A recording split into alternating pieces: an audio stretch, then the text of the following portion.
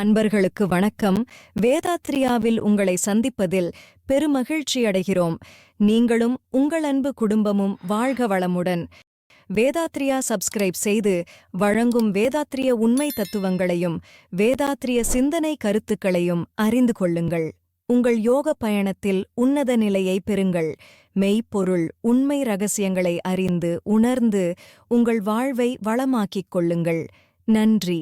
வாழ்க வளமுடன். அன்பர்களே, இனி இன்றைய சிந்தனை கருத்தை நம் வேதாத்ரியாவில் காணலாம். வணக்கம் அன்பர்களே. வேதாத்திரிய வழியாக உங்களை சந்திப்பதில் பெரும் மகிழ்ச்சி அடைகிறேன். நீங்களும் உங்கள் அன்பு குடும்பமும் வாழ்க வளமுடன். வேதாத்திரிய உண்மை விளக்க தத்துவங்களை எளிமையாக புரிந்து கொள்ள வழி இருக்கிறதா என்று பார்க்கலாமா? நிச்சயமாக வழி இருக்கிறது. அது எப்படி, எவ்விதமாக என்று பார்க்கலாம். வேதாத்திரியம் என்பது இதுவரையில் யாரும் சொல்லப்படாத ஒரு உண்மை விளக்க தத்துவத்தை உள்ளடக்கியது. எத்தனையோ மகான்கள், ஞானிகள் புரிய வைக்க முயன்ற ஒரு உண்மையை வேதங்கள் ஓரிடத்தில் தத்தளித்துக் கொண்டிருந்த நிலையில் அதை முழுமையாக உணர்ந்த சித்தர்கள் தெளிவாக இந்த உலகுக்கு அதை தந்தார்கள். என்றாலும் கூட அது குறிப்பிட்ட விகிதத்தில் மற்றவைகளோடு கலந்து திசை மாறி சென்று விட்டது. அவற்றையெல்லாம் தொகுத்து ஒழுங்குபடுத்தி அந்த மெய்ப்பொருள் தத்துவத்தை எளிமையாக்கி விஞ்ஞானத்தோடு கலந்து அந்த ஆராய்ச்சியின் முடிவாக நமக்கு எளிமையாக தந்திருக்கிறார். அதைத்தான் எளிய முறை குண்டலினி யோகம் என்று வேதாத்திரி மகர்ஷி அவர்கள் நமக்கு வழங்கியிருக்கிறார். இந்த தத்துவத்தை புரிந்து கொள்ள பருவ வயது போதுமானது என்றாலும் அதற்கு சில அடிப்படை உண்மைகளை நாம் தெரிந்து கொள்ள வேண்டும். அதற்கென்று இருக்கக்கூடிய பயிற்சிகளை கற்றுக்கொண்டு அதை தொடர்ந்து செய்து வர வேண்டும். என்றாலும் பயிற்சியை கற்றுக்கொள்ள ஓராண்டு போதுமானது. ஆனால் அதை நன்கு புரிந்து கொள்ள, உணர்ந்து கொள்ள, வாழ்க்கை தத்துவமாகி நாம் அதை அனுபவித்து பார்க்க குறிப்பிட்ட காலம் எடுக்கும். அதற்கு 3 ஆண்டுகள் முதல் 10 ஆண்டுகள் வரை நிகழலாம். ஏனென்றால் அந்த அளவிற்கு அந்த உண்மைகள் நமக்கு கொஞ்சம் கொஞ்சமாக தான் புரிய ஆரம்பிக்கும். ஏனென்றால் இந்த உண்மை விளக்க தத்துவம் ஒரு PhD என்ற ஆய்வு கட்டுரை போல மிக பிரம்மாண்டமானது. அவ்வளவு விஷயங்களை உள்ளடக்கியது. அதை ஒரு சராசரியாக இருக்கக்கூடிய ஒரு மாணவர் 1ஆம் வகுப்பு, 5ஆம் வகுப்பு, 8ஆம் வகுப்பு, 10ஆம் வகுப்பு என்ற மாணவர்கள் புரிந்து கொள்ள முடியாதுதான். மேலோட்டமாக அதை படித்து பார்க்கலாம். ஆனால் உண்மை விளங்க முடியாது. இந்த நிலையில்தான் வேதாத்திரி மகர்ஷி அவர்களுடைய தனிப்பட்ட குரல் பதிவுகள், காணொளி பதிவுகள், கவிதை தொகுப்பு இவையெல்லாம் படித்தால் கூட மேலோட்டமாக புரியுமே தவிர அந்த உண்மை விளக்கம் நாம் அப்படியே உள்வாங்கிக் கொள்ள கடினமாக இருக்கும். இதுவா அதுவா என்ற ஒரு குழப்பம் வந்துவிடும். இந்த நேரத்தில்தான் ஆசிரியர்கள், பேராசிரியர்களுடைய துணை தேவைப்படுகிறது. ஏனென்றால் அவர்கள்தான் நம்மை கைத்தாங்களாக ஒரு படிநிலைக்கு நம்மை உயர்த்துகிறார்கள். இந்தந்த வகையில் மகர்ஷியை புரிந்து கொள் என்ற ஒரு விளக்கத்தை நமக்கு தருகிறார்கள். ஆனால் ஒரு சிலர் மகர்ஷி சொல்லாத பல விளக்கங்களை, தத்துவங்களை சொல்லி நம்மை திசை திருப்புவதும் நடக்கிறது. அது அவருடைய அனுபவம், வேறொன்றும் குறையில்லை. ஆனால் கற்றுக்கொள்ளக்கூடிய அந்த மாணவருக்கு இது தேவையில்லாத அலைக்கலை. இப்படிப்பட்ட சூழலில்தான் மகர்ஷியின் தத்துவங்களை எப்படி புரிந்து கொள்வது என்ற ஒரு கேள்வி நமக்கு வருகிறது. இன்னொன்று, எங்கள் காலத்தில் நாங்கள் மகர்ஷியை நேரடியாக கண்டோம். அவருடைய பதிவுகளை நேரடியாக கேட்டுக்கொண்டிருந்தோம். என்றாலும் கூட எங்களுக்கும் குறிப்பிட்ட காலம் எடுத்துக்கொண்டது. என்னுடைய காலத்தில் கிட்டத்தட்ட 24 ஆண்டுகள் ஆனது. ஆசிரியர் பயிற்சி நடத்தும் பொழுதே அந்த உண்மைகளை அப்படியே உள்வாங்கிக் கொண்டாலும் கூட அது எனக்கு முழுமையாக குறிப்பிடவில்லை. ஆனால் அந்த குறிப்புகள் என்னிடம் இருக்கின்றன. இதுதான் நடக்கும். நாம் அதை கேட்டிருப்போம். அந்த விளக்கம் நமக்கு புரிபடாது. அதற்கு குறிப்பிட்ட காலம், அனுபவம், அது குறித்த ஆராய்ச்சி என்றெல்லாம் வர வேண்டும். நாம் முழுமையாக இந்த வேதாத்திரியத்தில் இறங்க வேண்டும். சமர்ப்பணம், சரண்டர் என்று சொல்லக்கூடிய ஒரு முழு ஒப்படைப்பு நிலை நமக்கு வேண்டும். நான் வேதாத்திரி மகர்ஷியை நம்புகிறேன். அவர் எனக்கு கை கொடுப்பார், என்னை உயர்த்துவார் என்று ஒரு முழுமையாக நம்பிக்கொண்டு இறங்க வேண்டும். முழு நேரமும் இந்த வேதாத்திரியத்தை ரசிக்க வேண்டும், படிக்க வேண்டும், ஆராய வேண்டும். அப்படி இருக்கும் பொழுதுதான் மகர்ஷி என்ன சொல்ல வருகிறார் என்று நமக்கு ஓரளவாவது பிடிபடும்.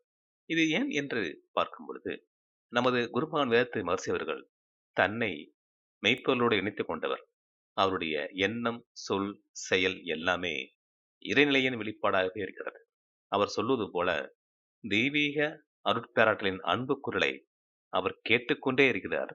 அதையே அவர் பேசிக்கொண்டே இருக்கிறார், செய்து கொண்டே இருக்கிறார், எழுதிக் கொண்டே இருக்கிறார்.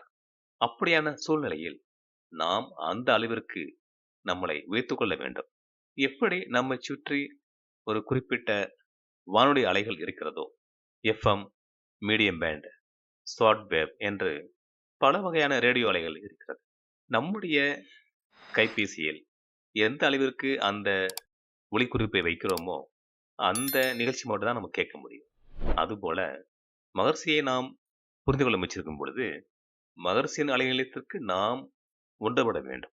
அவர் எந்த அளவிற்கு நுணுகி ஆராய்ந்து பேசுகிறாரோ, அந்த அளவிற்கு நாமும் அங்கே கவனத்தை கொள்ள வேண்டும். அதுபோக வேதாத்திரியத்தில் இருக்கக்கூடிய எல்லாவற்றையும் நம்ம செய்தே ஆக வேண்டும்.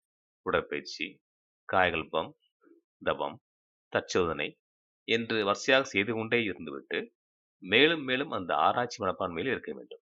அது குறித்து சிந்திக்க வேண்டும். அது குறித்து பேச வேண்டும். அப்படி ஒரு முழுமையான ஒரு நிலைக்கு நாம் வந்துவிட வேண்டும்.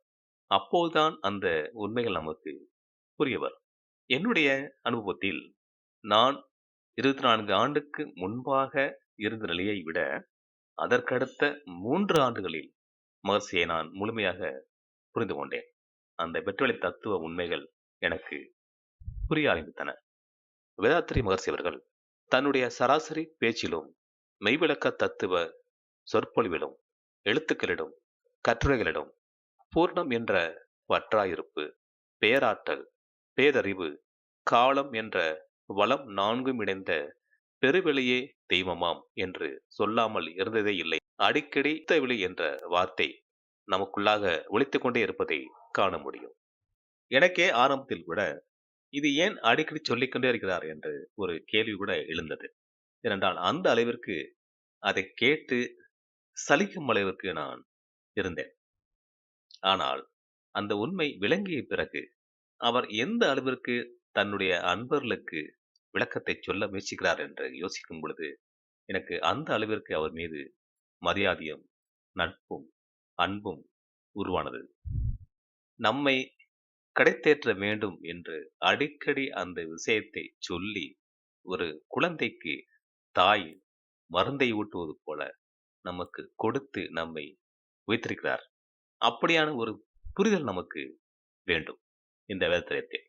அப்படி இருந்தால்தான் மகர்ஷியின் கருத்துக்களை நாம் முழுமையாக பெற்றுக்கொள்ள முடியும். இன்று முதல் நீங்கள் அந்த முயற்சியை கடைபிடியுங்கள். உங்கள் ஓய்வு நேரத்தை பயன்படுத்துங்கள்.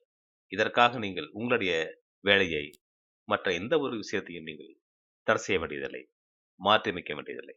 உங்கள் ஓய்வு நேரத்தை அல்லது தூக்க நேரத்தில் ஒரு 1/2 மணி நேரம், 1 மணி நேரத்தை இதற்காக செலவிடுங்கள். உண்மையை புரிந்து கொள்ள முயற்சியுங்கள். இதை தினமும் செய்யுங்கள்.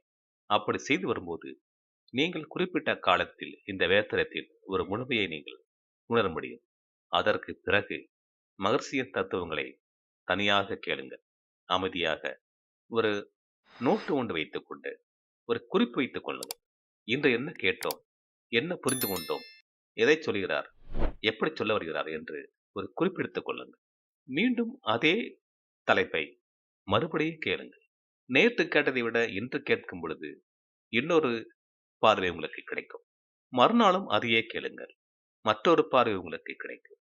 இப்படி அடிக்கடி அந்த ஒரே தலைப்பை நீங்கள் கேட்டு பார்த்தால் கிட்டத்தட்ட ஒரு முழுமைக்கு நீங்கள் வர முடியும். ஏனென்றால் அந்த அளவிற்கு மகர்ஷி அவர்கள் நமக்கு அந்த விஷயத்தை விளக்கி புரிய வைக்க முயற்சிக்கிறார்.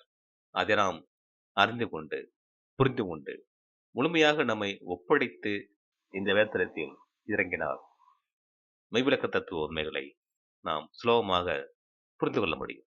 நல்லது நண்பர்களே, நாம் மீண்டும் அடுத்த ஒரு பதிவிலே சந்திப்போம். நன்றி. வாழ்க வையகம். வாழ்க வையகம். வாழ்க வளமுடன்.